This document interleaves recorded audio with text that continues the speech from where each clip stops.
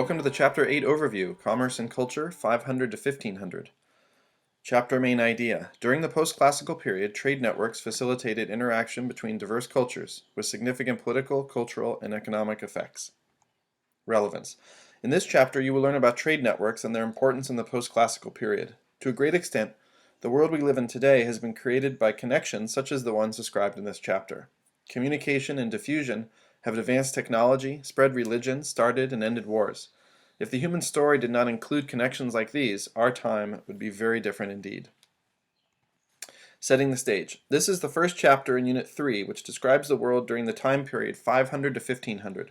Most of the major empires from Unit 2 have fallen, including Rome, Persia, and the Han Dynasty. However, there are key concepts from Unit 2 that are still critical, such as the strength of China, the characteristics of pastoral states, Buddhist culture, and states in West and East Africa. You will draw on your knowledge of Unit 2 as you study the major trade networks of the post-classical era. Okay, so the first of the three major trade networks is the Silk Roads. And the main idea for this section is the Silk Roads connected diverse cultures across Eurasia for centuries with a variety of consequences. The growth of the Silk Roads. The major Eurasian empires of the classical era were located in the western part of Asia, as in Persia and Alexander the Great, or in the eastern part of Asia, as in China. As you can see on this map here, here's China over here, and here are the Persian and Alexandrian empires in this area. The area between these two, in this spot right here, is not conducive to agriculture and was inhabited by pastoral people who herded horses and camels. Trade was common between pastoral people of Central Asia and the agriculturists on the margins of Eurasia. This trade grew over time into an immense land trade network that we call the Silk Roads. This trade was at its strongest when major empires anchored the trade, such as during the 7th and 8th centuries when the Byzantine Empire, Abbasid dynasty, and Tang dynasty anchored the trade, as you can see on the map here. You will learn more about these states in future chapters, but for now be sure to focus on the importance of political support and incentives for trade networks. The next section is about the goods traded along the Silk Roads. There are two main things to remember about this trade network. First, the Silk Roads was a relay trade, meaning that the route across Eurasia was peppered with trading outposts. Traders did not travel all the way across Eurasia by themselves, usually making just one or two stops. Silk from China could make its way all the way over to Europe, but only in stages. So if you look at the line here, this line is not a one-stop road where you start at the beginning and go to the end. It's a succession of trading posts going across Eurasia. The second thing to remember is that because these goods were transported by camel caravan, they had to be expensive and small. Check the snapshot on page 337 for a useful list of products traded, and you will see that they were generally small luxury items. For this reason, the effects of this trade on commoners was limited, although there certainly was a significant impact on elites. This section explains how some farmers switched crops to meet a growing demand for luxury items like silk, but the main impact of this trade came in spreading culture and disease, as the next two sections explain. Cultures in transit. The primary cultural impact of Silk Roads trade was the spread of Buddhism from India across Asia. Buddhism appealed to merchants due to its openness, so it was naturally spread by this trade. Monasteries, supported by merchants, became key way stations along the trade route, providing shelter to caravans. A good example of this is the city of Dunhuang, which is shown in this picture here, which was filled with thousands of Buddhist texts and clearly was a place of religious as well as economic importance. Eventually, Buddhism would find its way to China and be accepted there.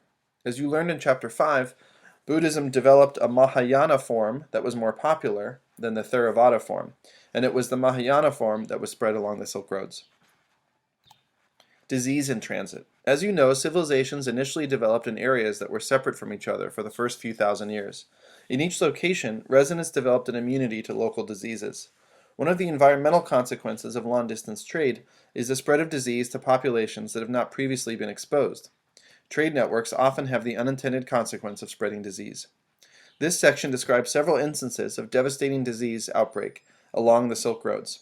An outbreak of bubonic plague in the Mediterranean region between 534 and 750 CE, and the spread of the Black Death in the 13th and 14th centuries, which is shown here. As you read, focus on the effects of these outbreaks, and notice that some of them were actually positive. Next, the sea roads exchange across the Indian Ocean. Trade along the Indian Ocean linked coastal urban areas in a network that facilitated economic and cultural exchange. weaving the web of an Indian Ocean world. First, it's important to note something. Your textbook has clever names for the three main trade networks of the era: Silk, Sea, and Sand roads. You should know that Silk Roads is the only historically accepted term. When writing formally about the other two, you should use their formal names: the Indian Ocean Trade Network and the Trans-Saharan Trade Network. So this section focuses on the Indian Ocean. As you can see from the map, this trade network connected coastal areas. It was similar to the Silk Road in that it was a relay route, with seaborne merchants making just a couple of stops along the route.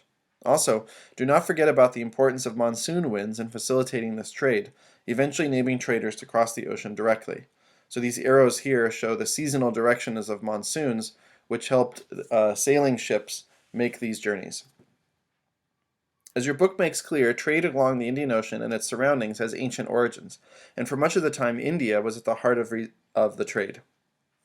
During the era 500 to 1500, these interactions changed for two main reasons. The first was the return of politically stable dynasties to China after the fall of the Han Dynasty. The second was the rise and spread of Islam beginning in the 7th century CE. As you explore in a later chapter, Islam was especially friendly to trading, and it spread rapidly in this region. As you take notes on this section, be sure to pay attention to the goods that were traded, and the fact that due to the size of ships, this trade network tended to focus on bulk goods rather than the luxury items of the Silk Roads. Sea roads as a catalyst for change, Southeast Asia and Srivijaya. Due to its geographic location, the kingdom of Srivijaya was situated to control and benefit from trade that linked China and India. So in green here is the kingdom of Srivijaya, and this strait, called the Strait of Malacca, was the water route from the Indian Ocean region through the South China Sea and to the riches of China.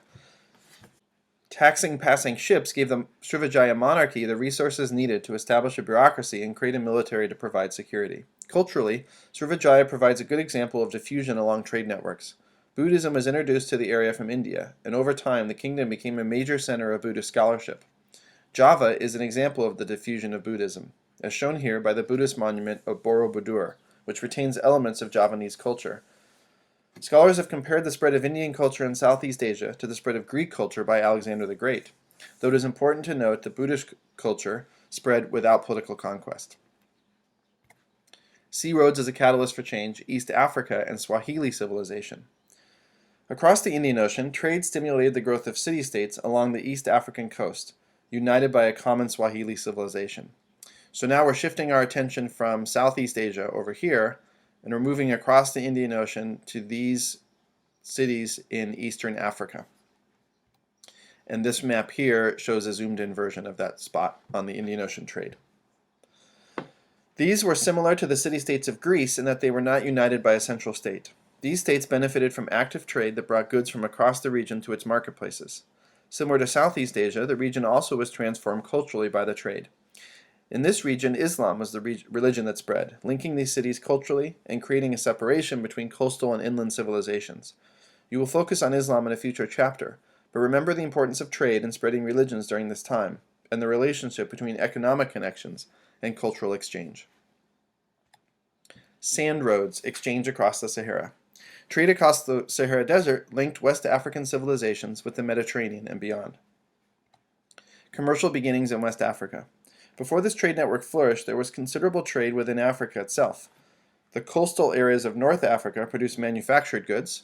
That would be up here. And south of the Sahara, agricultural communities produced grain and tree crops.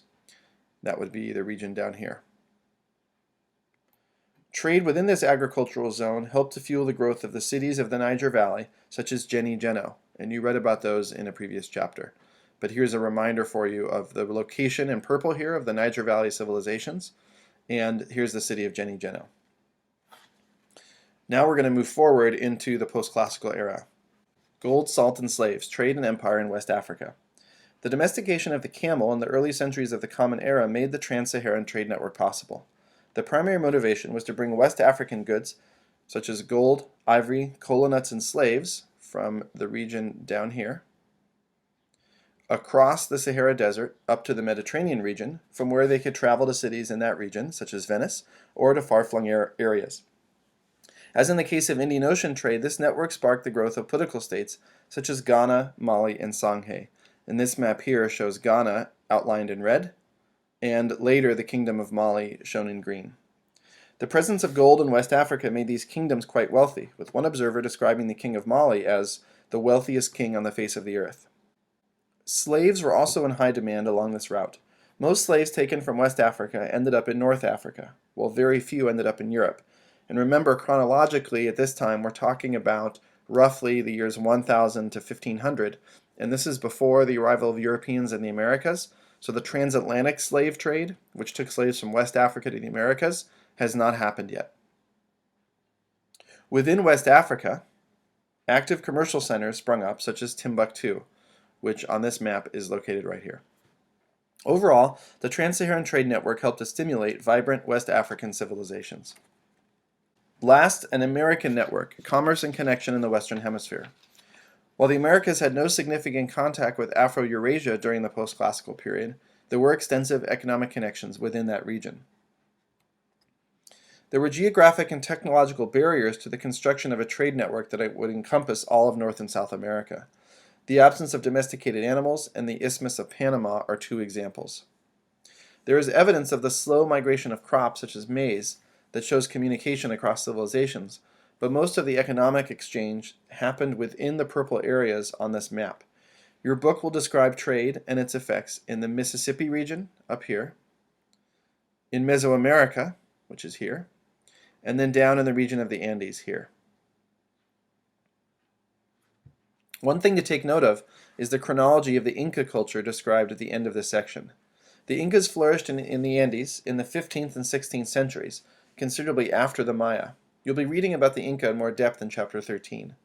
Before the arrival of Europeans, the Americas had developed trade networks of their own, but we can't understate the importance of domesticated animals in spurring the development of technology.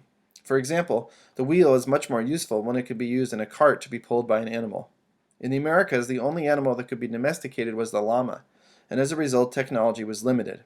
So as you read, note the effect on the economic, cultural, and political development of this natural phenomenon. Next, the 10-second spice review.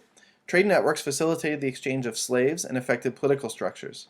These networks were made possible by new technologies and often spread new diseases. Contact between civilizations helped to spread religious traditions, while the major trade routes continued to have significant effects on connected civilizations. Last, the visual summary. Basically, we have four main trade networks. We have the Silk Roads, Indian Ocean, and Trans-Saharan, and these connect Afro-Eurasia together. And then, of course, we have the American Web, which is separate. The best way to organize this chapter visually is to think of the trade networks as having causes and effects, and when you're researching and studying each of those, think about the spice themes for causes and for effects. That's your Chapter 8 overview. Happy reading!